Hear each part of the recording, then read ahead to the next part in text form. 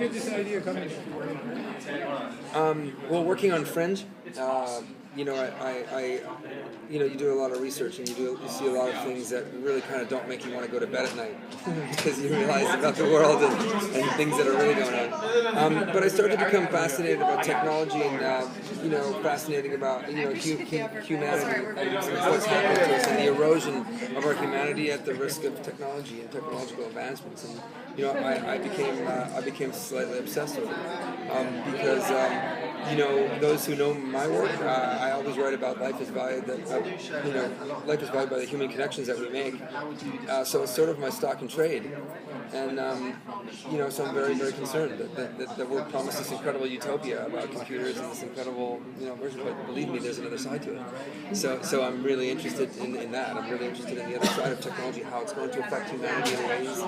Right now, with our smartphones, we're sort of, I guess, further from the people that are close to us, but closer to the people that are furthest from us.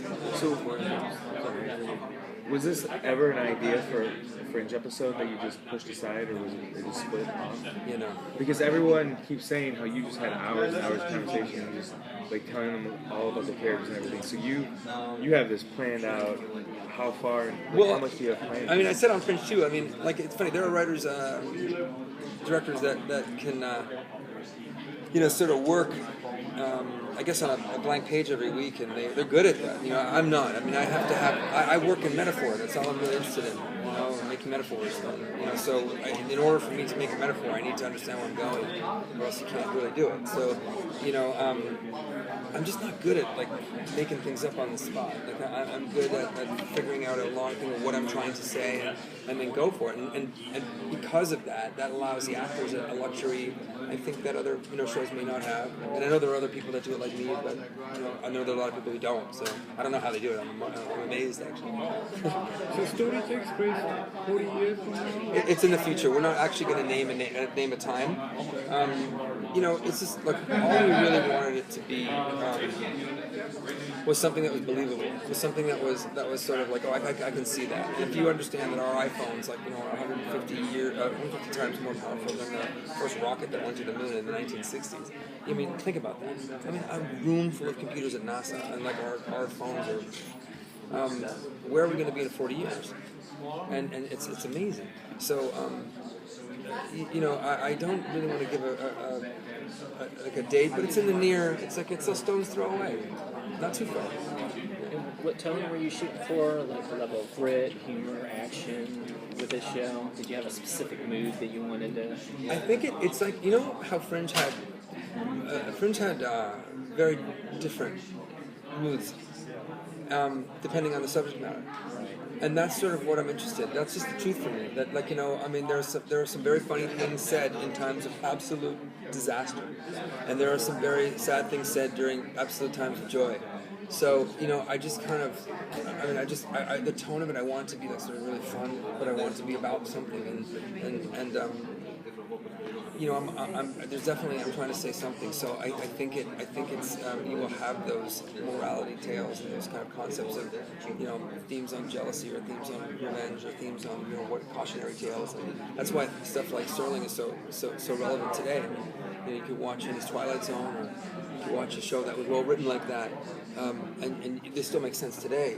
you know, morally. I mean, So I think it's timeless. You know, telling stories about the human condition is sort of timeless. And I want to do it where I want people to feel sad when I really need them to, and to feel sort of happy and that everything can be okay, and offer them hope when I really want people to feel that. So I mean, I think it's a whole bunch of things. With Dorian exploring his humanity, are we going to get into the concept of synthetic rights in the future, or? It's so interesting that you say that, you know, because we talked to somebody. It's a great question. We talked to somebody from MIT who's literally somebody who's in ethics for robots. Now, where are we going with that? I mean, it's amazing. They're a machine, correct? Maybe. But somebody somewhere thinks that, you know, down the line, you got to be careful. So, yeah, I mean, I think that that's part of the fun. But, you know, it's not... I mean, I think a simple way to do the program is like a robot that really wants to be human, you know, and that's been done a million times. I'm not interested in that.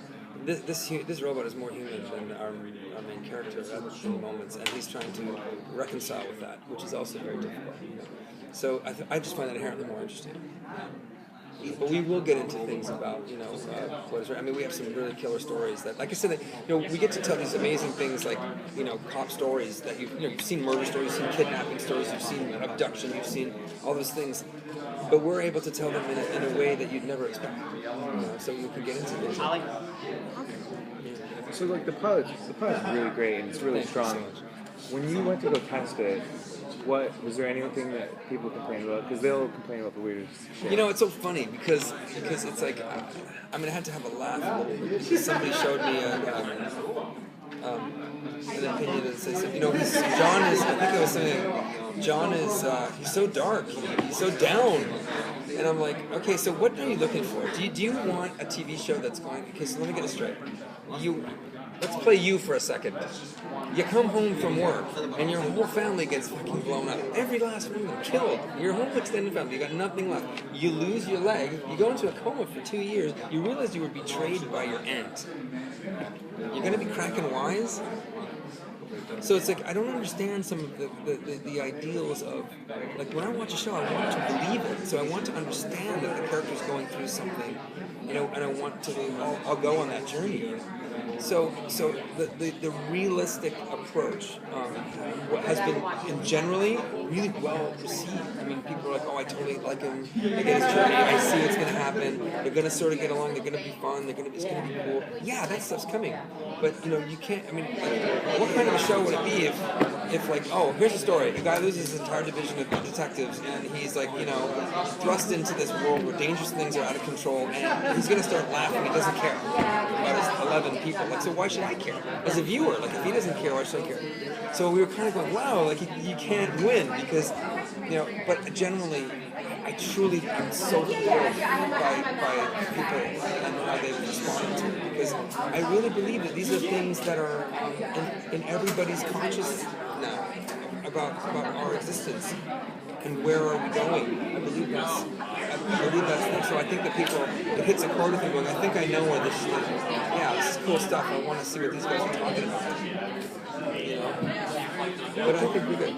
Yeah, could you talk about your collaboration with JJ? JJ, I don't know if any of you have seen his work or heard of him, but there's two. There's JJ and Brian. Brian Burke. He's sitting over there, yeah. But they're both incredibly talented, and it's like obviously my work on Fringe with JJ, and it's great. I mean, JJ gets a lot of he gets a lot of pressure from people saying, hey, I want this, but I can honestly tell you, man, he's like a super talented guy, and it's so much fun to work with someone like that. Where the sky's the limit, and you can pitch the craziest things, and everybody's like, oh yeah, we can do this, and it makes it one step better, or add. He's a great collaborator. He's a great partner, and he's fun to be around. I mean, it was really fun creating this, with those guys. It was gas, especially because of Fringe of our relationship. So it's really fun. How the hell did you get it to make it look like a movie? Well, I sold my soul. That's all you have to do. It's very easy. Look, Fringe, you really, I got a lot of experience, on what's possible. So using all the vendors that we use for Fringe and all the special effects and stuff. I mean, don't forget, I'm sort of right at the cutting edge, and we had the best people doing it for us. So I knew what's possible. So once you start designing around what's possible, it becomes inherently better because it doesn't look cheesy. It sort of looks like, oh yeah, they were prepared for this. They knew what the limitations were, and that we adjusted to make it look good. Brad Anderson directed the pilot. Those of you who are friends with Fringe and his other work, but he was one of my mainstay directors. Fringe, he played with us all the time, and he did movies like the Machinist. You know that movie? Yeah. So he's got a very unique, eye for lensing and stuff. The color palette, I was very. I wanted to be blue and yellow. I wanted to sort of look a certain way. But thank you for saying it. I mean, we really, like I said, it's a great crew that allows me to do it and make me look good because these are the guys from Fringe, literally to the person, the entire crew. came onto the show.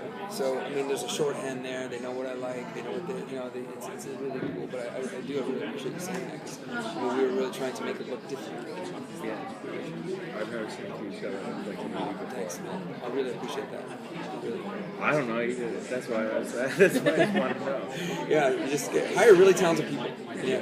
How much influence has your conversations with the actors and kind of going through? How much has that had with sort of building the characters past the pilot point and filling in their backstories and things like that, or most of it are pretty much locked in?